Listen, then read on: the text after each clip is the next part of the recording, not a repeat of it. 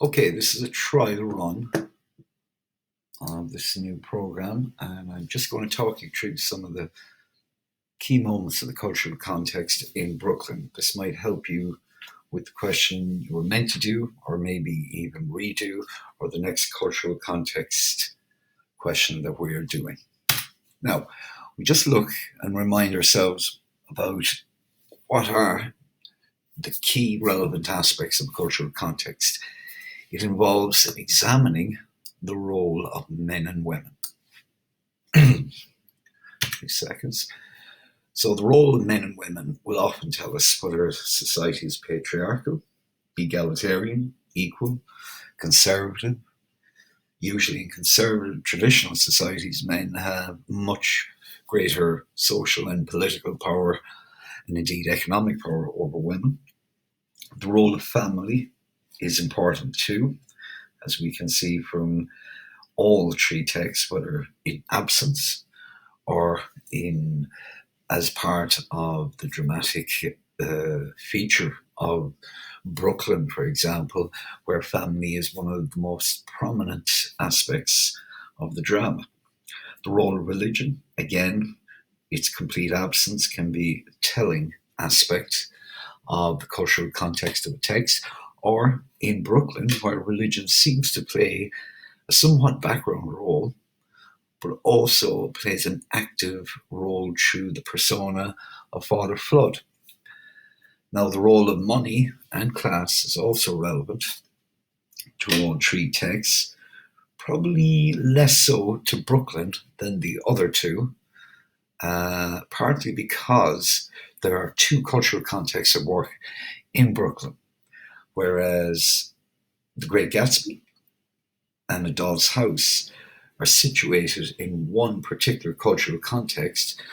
The issue of money and class can be quite stagnant or intransigent and highly developed. But as we've seen by looking at Brooklyn, the issue of money and class is a motivator. For those of you who study geography and population, it would be a push and pull factor.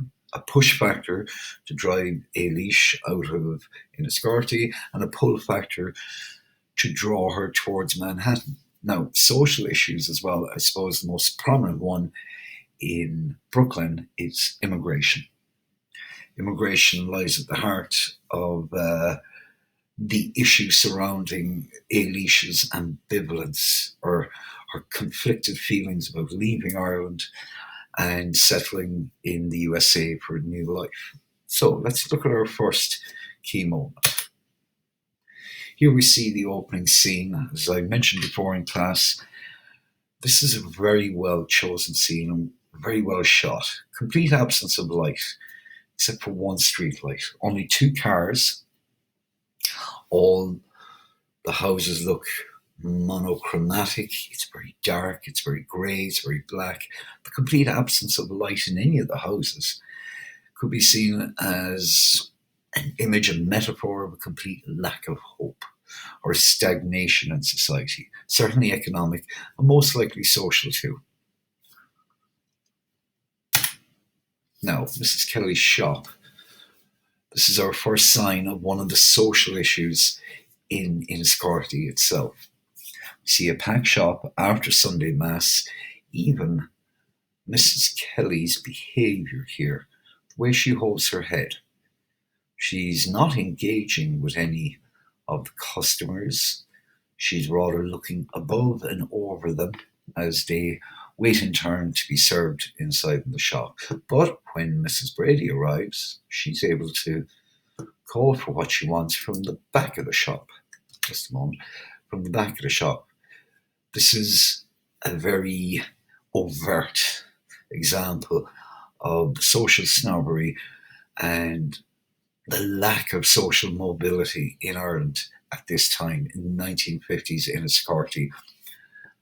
The working class were just that. They were working class. They had no hope of reaching Mrs. Kelly's approval, but Mrs. Brady certainly could. Now, again, as I pointed out in class, Mrs. Kelly's behaviour here, the body language, even the way she holds her face, has a contempt and a sneering attitude towards Ailish and her desire to immigrate. Very important quote to remember from this is when Mrs. Kelly responds with, "Whose idea was that?" Again, this underlines the kind of intergender bullying, whereas Mrs. Kelly, an established middle class woman of an older generation, feels quite comfortable bullying and sneering at the younger women in a Scotty. And of course, highlighting the idea that Ailish couldn't have come up with this on her own and certainly couldn't follow through on her own. And this is one of the more peculiar aspects of a patriarchal society. Not just that men had much more power within that society and more social and political standing, but that certain leading female figures within a patriarchal society helped to perpetuate this inequality as they assumed a role of, in some way, keeping their own gender in its place, for want of a better phrase. Now, Ailish's suitcase. Just before she immigrates, we have this very awkward scene between Rosie and Ailish in her bedroom where they're looking at the clothes she has, the few clothes she has, and the very humble looking suitcase. Notice the predominance of the colour brown. Brown being a very dowdy, depressing colour of stagnation, of things that are either dead or dying, which is doubly ironic considering what we find out about Rose not much further on in the film. So there's a lot of awkwardness in the scene. A lot of it is left unspoken. They talk about Ailish's lack of clothes, and Rose responds saying, "Well, if it was just clothes, I could provide for you." And she stops at that. The unspoken part here is that Ailish isn't just immigrating so she can afford new clothes. She's immigrating because even Rose wants her to have a better life, a more fulfilling life than she could possibly have in Enniscorthy.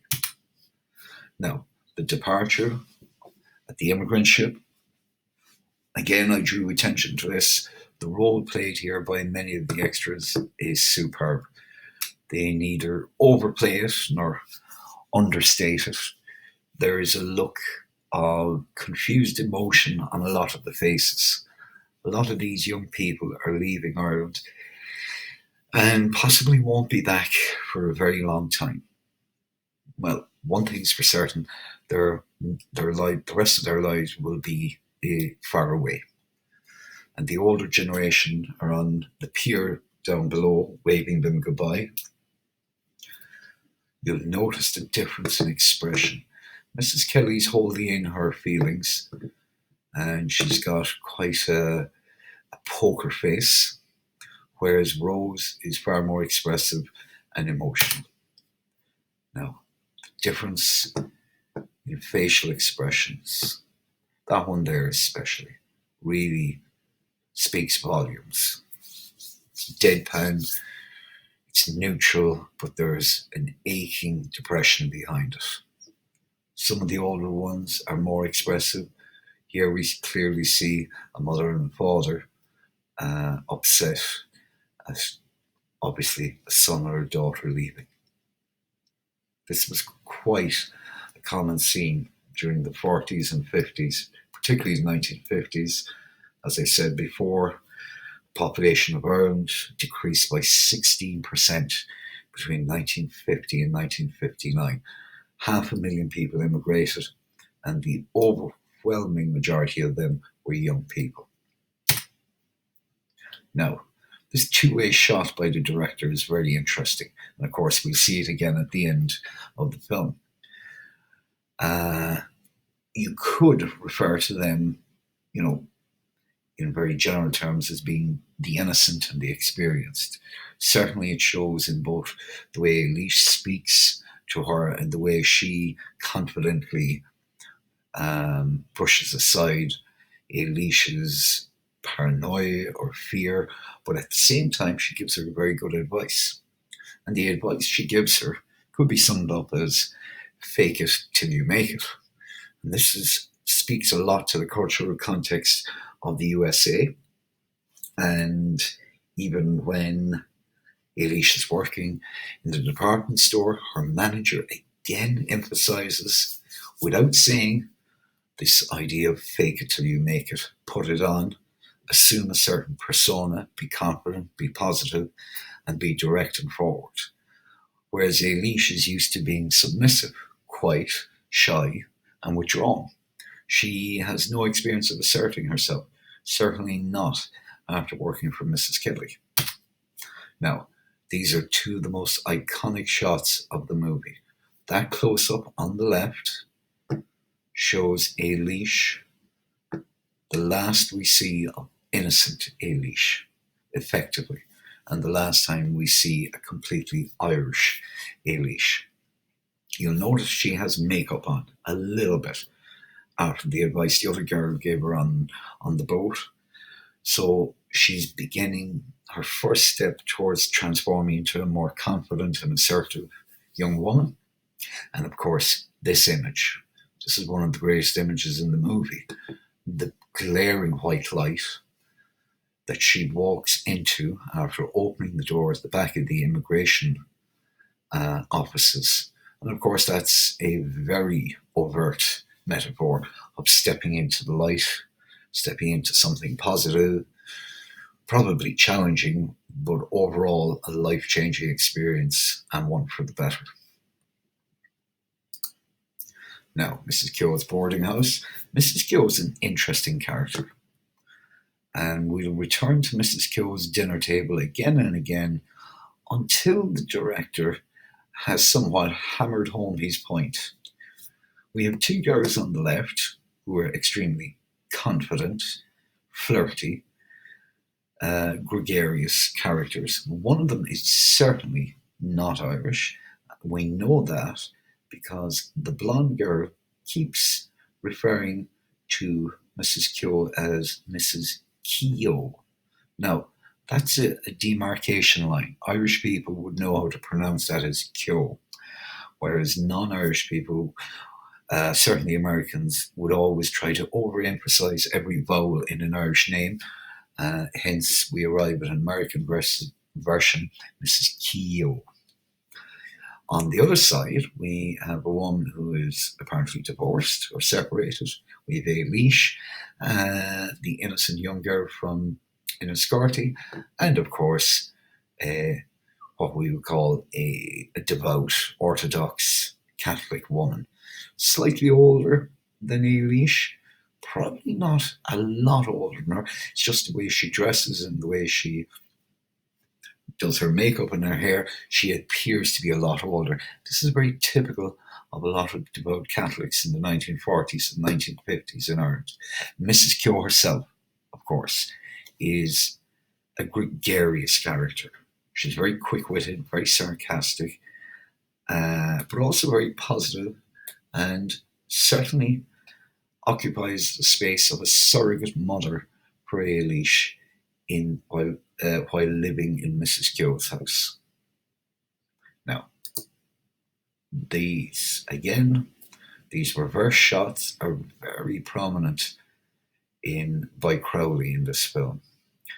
And as the manager says to Alicia, it's not a matter of trying, it's what you have to do. Again, return to this idea that if you're going to succeed in the USA, you have to fake it till you make it. You put it on until it becomes you. And there's a lot to be learned in that one idea. It informs hugely the cultural context of the USA. Now, how she receives it is like a bombshell. Alicia's never considered an idea like this. And she's never considered the idea of being so theatrically faking warmth or affection or closeness with other people. But apparently, it's what she has to do if she wants to succeed in the USA. Oops. Now, letter writing, very significant. Of course, this is the technology of the time. We have no internet. Phone calls are outrageously expensive from one continent to another. So letter writing is the most efficient, pragmatic, and also the most comfortable way for people to contact each other and to keep in touch. So we see Eilish reading one letter in her bedroom, another at the dinner table, another while she's out in a cafe somewhere, and here she is back in the bedroom. And of course, the connections are wanted. She desires those connections, but in a way, ironically, they prevent her from moving on. But it's a necessary kind of tug of war, emotional tug of war between the USA and Ireland. The cultural context here, well, the formality of speech, the emotional distance, of course, has to be adhered to, because you can't write down in a letter, every feeling you have, every raw, visceral emotion you have, and then wait maybe 4 to 5 days for it to reach someone. As we all know from technology nowadays, it's very easy for people to connect and express their emotions positively or negatively, whichever, in a very quick and often too quick manner. Back in the 1950s, there was a built-in delay. And this delay leads to formality and repression of feelings. But the very act of receiving a letter is a very strong emotional connector to home as well. Father Flood, what he represents. He's clearly a benevolent father figure in this movie. Again, the reverse shots from Father Flood's perspective and from behind Eilish's perspective. Of course, the lack of a father figure in her life is an understated theme here, which Father Flood occupies quite easily and quite naturally. The way they interact with each other also comes across as very natural. There's nothing forced about it. He offers her a leg up, as it were. He offers her night classes and to pay for her first term of night classes because he knows she needs something to motivate and occupy her mind outside of the day-to-day work. Day-to-day work alone will not help Eilish to overcome homesickness and to integrate herself into American society. So here we see a different cultural context to home. Would Father Flood have sponsored her if he was the local parish priest in Enniscorthy? Would this have even come up as an issue? Probably not.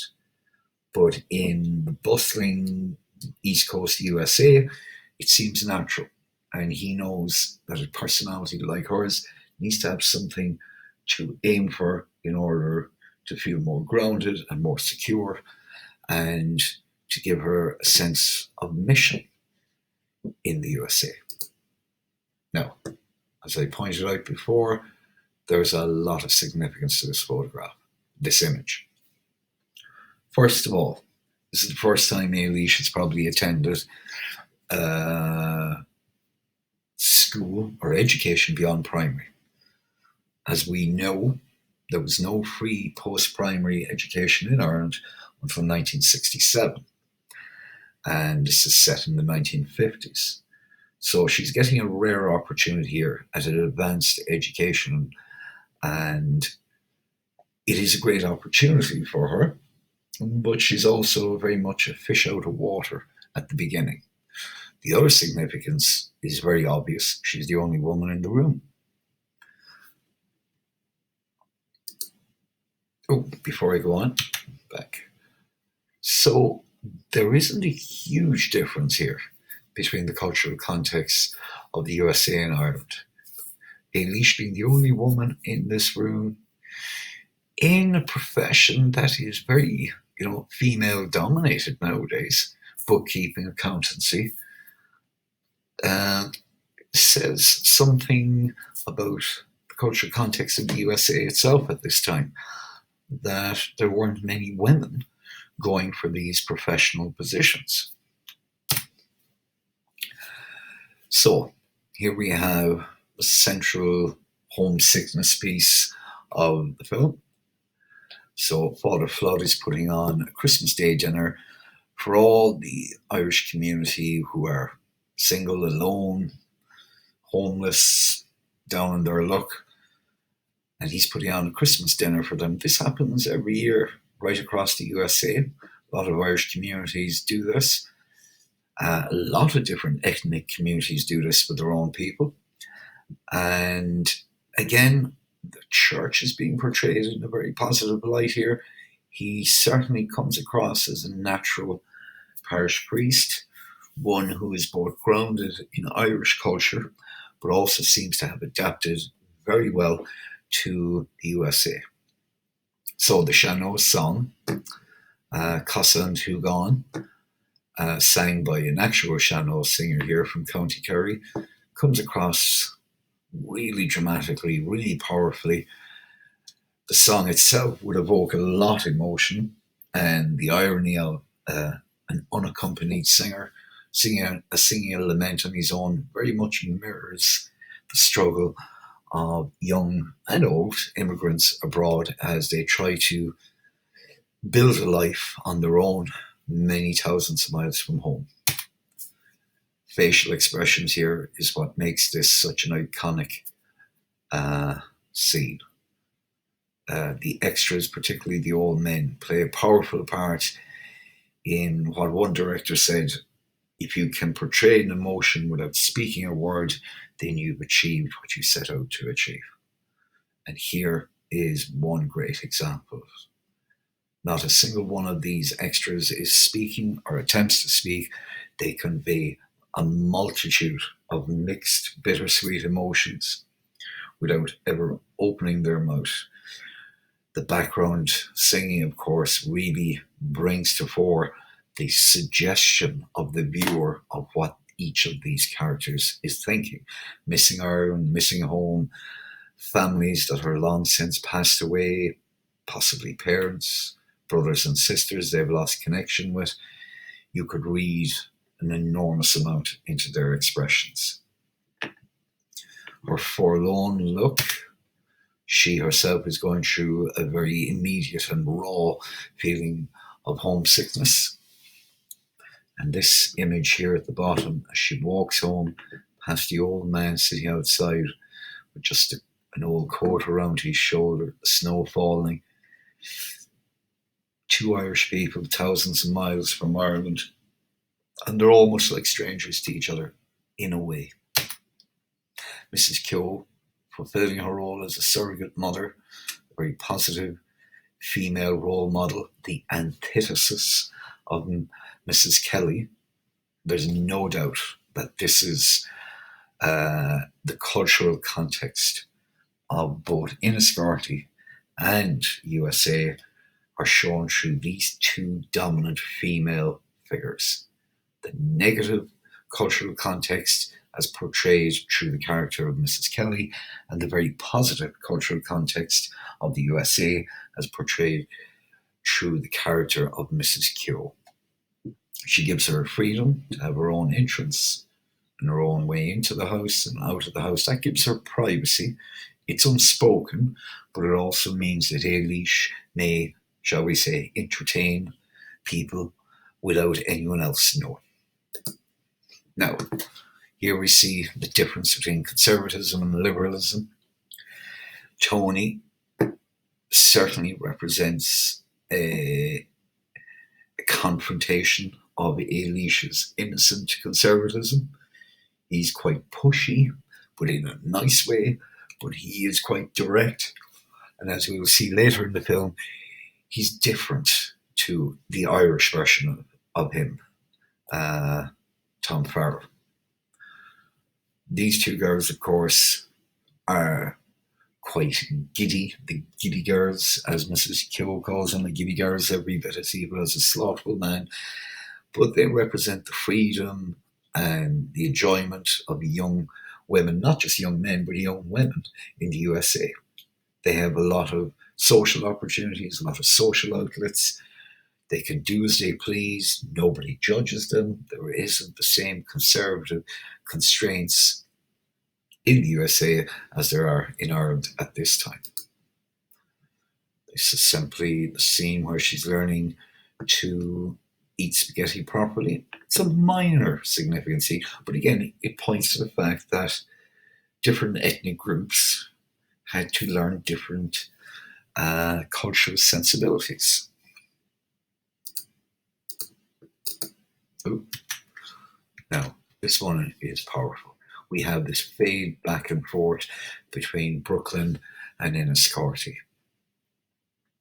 She's coming out of a theatre, and Tony and herself look really happy. They walk past this very ironic poster up here, Singing in the Rain. Singing in the Rain, of course, is a paradox. It's a juxtaposition, if you want. Rain is a pathetic fallacy of depression or sadness, which obviously Eilish has been feeling in Brooklyn since she arrived. She's missing home, but she's also singing in the rain. So there's an absolute oxymoron here, where she's starting to have a great time and feel like she's enjoying herself because of Tony. Probably also because of Father Flood's assistance in giving her an ambition and direction. She has two very strong male supporters in Brooklyn, Tony and Father Flood, and Mrs. Keogh, a very powerfully positive surrogate mother who also trusts her and validates her by giving her more freedom. As we see this scene playing in the film, we have this voiceover where Eilish and what she has written to her sister Rose, who ironically is sitting on her own on a riverbank by a river in Enniscorthy, the complete opposite of Eilish, who's coming out of a bustling cosmopolitan theatre with loads of people around, loads of social opportunities, but Rose seems genuinely happy for her. It's an important transition point. As she says, my body was here, but my life was back in Ireland with you before I met Tony. So there's an emotional transition point with the arrival of Tony on the scene, and she's expressing it to her sister, who seems to be quite happy for her. There's no doubt she's happy for her, but now for Rose, we see the bittersweet feeling that she's happy for her sister, but a part of her is sad because she knows now that Rose will stay that Eilish will stay in the USA. Eilish and Tony's family. A little inference here about ethnicity in the USA. All the cops around here are Irish, nobody did anything about it. You know, it's a stereotype, but it tended to be statistically quite true. Most of the police forces and the fire brigades on the east coast of America, right up to almost the present day, were overwhelmingly Irish. Now, what does that tell us about the cultural context of both Ireland and the USA? Well, conservatism is the hallmark, even to this day, of Irish America. Irish Americans tend to be highly conservative, very pro law enforcement, very pro public service. There's a huge Irish American caucus in the American Senate and the American House of Representatives. What it tells us is that the Irish, by going abroad, and if we go a long way back, long before the time setting of this film, into the 19th century, the Irish were arriving around the time of the famine and after the famine and were viewed as persona non grata. Oh, completely. The Irish were feared, they were avoided, they were ostracised, they were discriminated against. And so a form of heavy ethnic closure happened in the USA in particular, where tens of thousands of Irish arrived in East Coast cities, and they began to, you could say, if you want to put it in very negative terms, infiltrate the social layers above the poor. And above the poor would be the working class, the lower working class, and the middle class. And as gradually their lives and their means got better, for some reason the Irish gravitated heavily towards law enforcement and the fire department.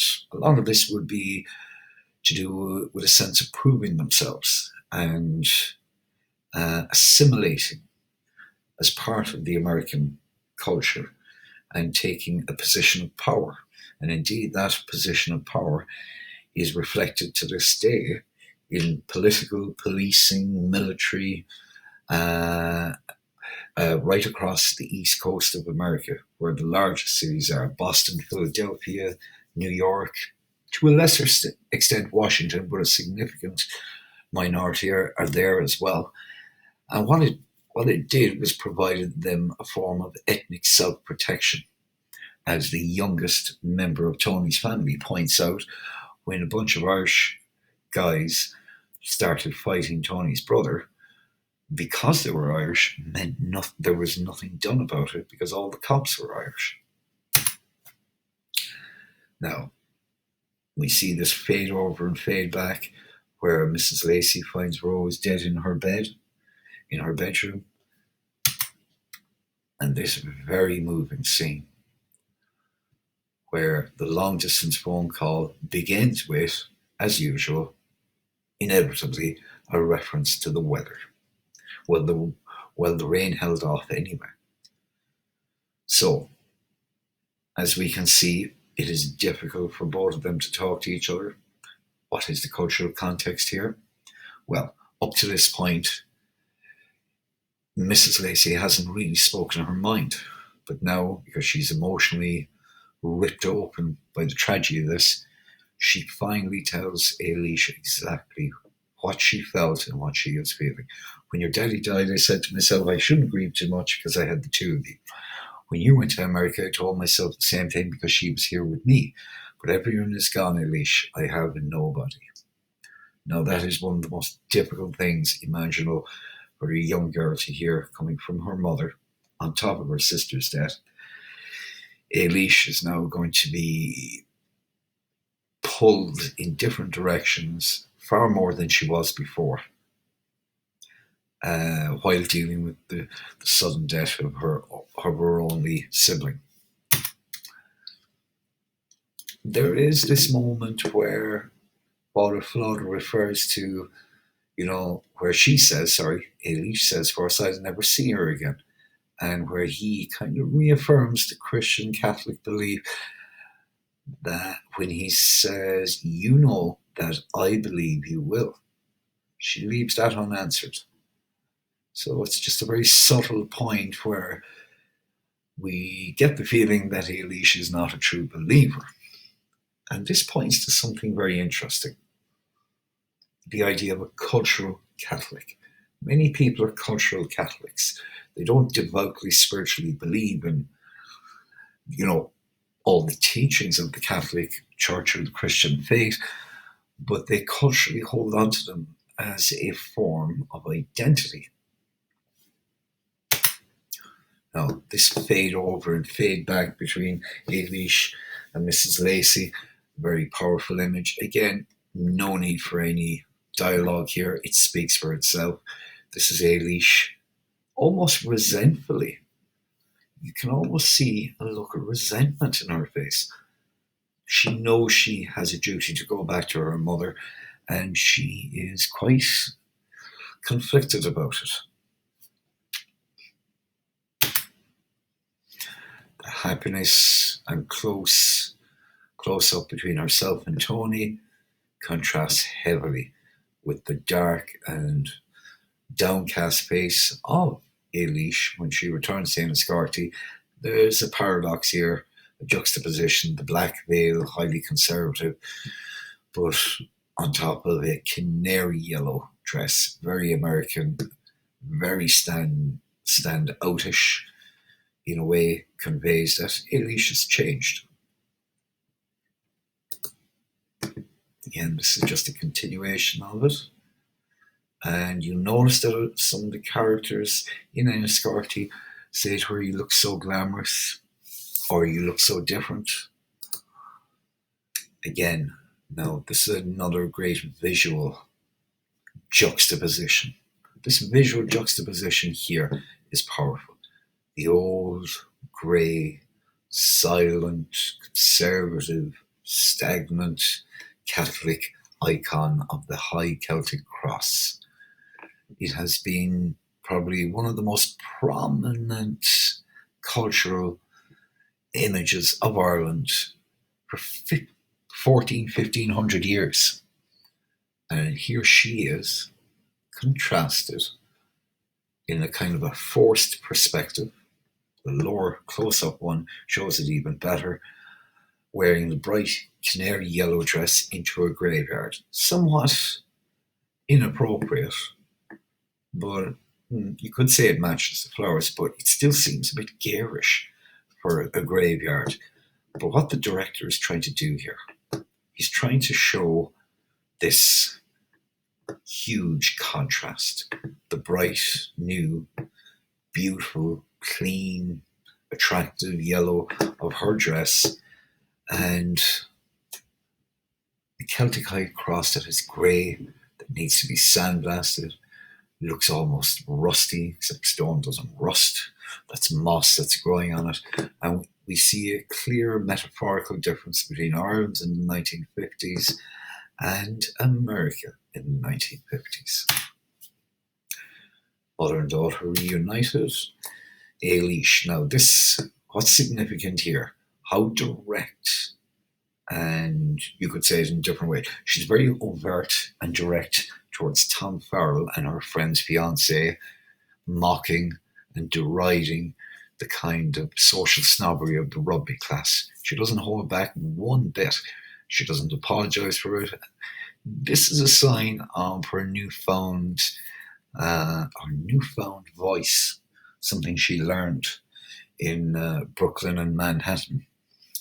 Of course, Tom Farrell is represented here in a very conservative, charming in a kind of a stoic way. He doesn't say much, but he means well, and that seems to have quite a positive impact gradually on Eilish. The difference. Different world, different expectations. You could argue that Mrs. Keogh is not her mother, and therefore affords her more freedom.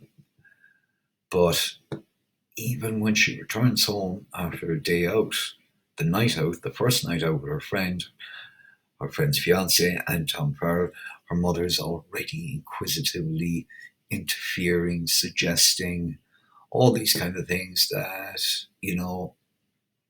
are heaping very, ever so subtly, but straight away, is kind of putting a pressure of expectation on Eilish. Mr. Keogh, on the other hand, refers to Tony as a really nice gentleman, and that's it. She stays out of her business, she doesn't get involved, but we know, every viewer knows, that there is no coincidence here. Once Mrs. Keogh knows that Eilish has a boyfriend and he seems to be a very respectful and upstanding young man, all of a sudden Eilish gets her own private entrance. This is a matter of huge trust, and it's not entirely fair or clear to say that Eilish breaks that trust, because Mrs. Keogh puts no conditions on it. She simply gives her her own private entrance to do as she sees fit. She reiterates that she's sensible, but no more than that. Now, overt patriarchal experience in this one. I'd like you to continue on a part-time basis. Let's see how that goes, and we'll speak again. Very dismissive and very presumptuous. When Eilish responds to this, saying, actually, I'm going back to the USA, he blanks it. And he said, as I said, let you and I speak again before we make any firm decision one way or the other. He probably feels, from long experience, that nobody would disagree with him. After all, he's the owner of a large business in a small town at a time of great economic uncertainty or economic depression. Few people would argue or cross him. And there is also the added layer of a patriarchal society. He feels like he's doing her a favour, but he is forcing her into making a decision that he has already ordained. You contrast him with Father Flood. Father Flood gives her an opportunity, but does not force her to make decisions. The mirroring techniques are very powerful in this film. Here's Tony trying to explain or to create a picture in Ailish's mind before she goes back to Ireland of a whole new neighbourhood that he and his brothers are going to build.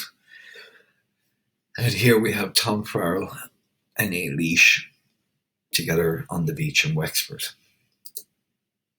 Oh, one thing I missed, the directness of the Italian American looking straight at her, holding nothing back.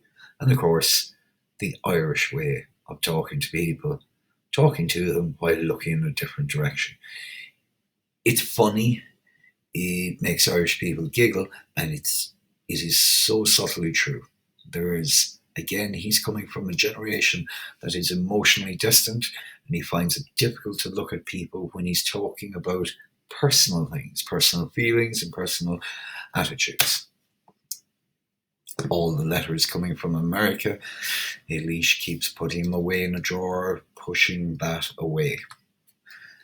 Ailish and Tom out for a very 1950s night on the town. She doesn't know what to write back to Tony. She doesn't know how to express herself. She even says, I don't know what I want you to know. Again, Tom drops her home one night, and here it is. The contrast with Mrs. Keogh. Okay, she's her mother, so it's different. But the peeking from behind curtains. This was a classic Irish thing back in the day. People peeking from behind their curtains, gossiping, almost casting a negative light on two young people spending time together. The traditional Irish wedding in the 1950s, extremely formal, very Catholic. Her face kind of says it all. Get me out of here. She's only there because this girl is her friend. And there's poor Tom daydreaming. You'll notice now, when he's not talking, he's looking at her, but she's looking straight ahead. That's foreshadowing disappointment for poor old Tom. Now, the final great scene. Ailish is brought to Mrs. Kelly's shop. This is really interesting and really underlines the narcissism and arrogance in Mrs. Kelly, where she sends out one of her employees to get Ailish, not being an employee of Mrs. Kelly's for a long time, living in a different country. You could argue that Ailish should have just said no. She probably went there because there was one last piece of that conformist traditional Ailish still inside her, feeling that she had to go. Of course, she didn't. And of course, Mrs. Kelly very sarcastically and very nastily unravels the story she has heard about a young girl from Enniscorthy getting married to an Italian American. So, once Ailish realizes what's happening, she simply says, I'd forgotten. To which Miss Kelly replies again in a very judgmental manner, you'd forgotten. And forgotten, she thought Ailish meant you'd forgotten you were married. And this is where Ailish really confronts her own original cultural context. I'd forgotten what this town was like. Up to this point, she had been gently falling back into the warm arms of conservative Enniscorthy Tom Farrell, who was a gentleman she really liked being with, even though she was married. She was happy to be home with her mother. She had a part-time job replacing her sister, but now brought back home to her by Mrs. Kelly, is the very reason she left. She now remembers why she left. I'd forgotten what this town was like, and now she knows why she was meant to live in the USA. And she stands up. Do I have it? No, I don't. In that last image where she stands up and leans very dominantly over Mrs. Kelly, and it is a shock to Mrs. Kelly to see her dominating the space around her, and says to her in a very firm voice, "My name is Eilish Fiorello." And that is the end of it. Here's one of the other great close-ups. You can see the resolve and the determination. She has made her mind up. It's time to go home. And where's home now? Home is no longer in Enniscorthy. Home is where her husband is. Home is Brooklyn. This is one of the hardest scenes of all.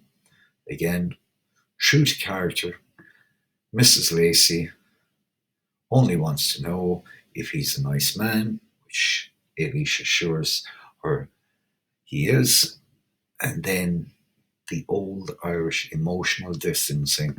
Well, I want to say goodbye now.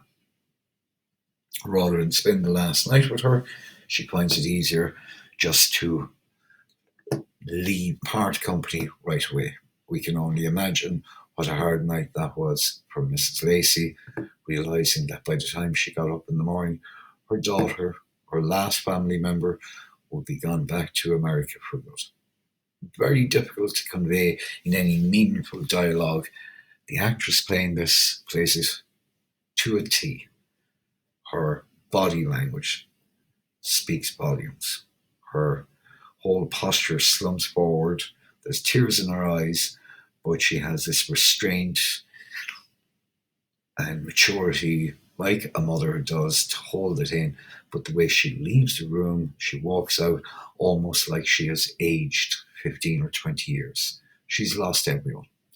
Her husband, her daughter to immigration, her other daughter to a sudden tragic death, and now her one remaining daughter to immigration again. Role reversal and the two different perspectives. Now Eilish is the experienced, and she is the one offering advice to the newbie, the young innocent girl who she was before, who is on her way to the USA. This lovely scene here. The green in the background is very deliberate. It could be an allusion to Ireland itself. It could be an allusion to the green, the 40 shades of green in Ireland.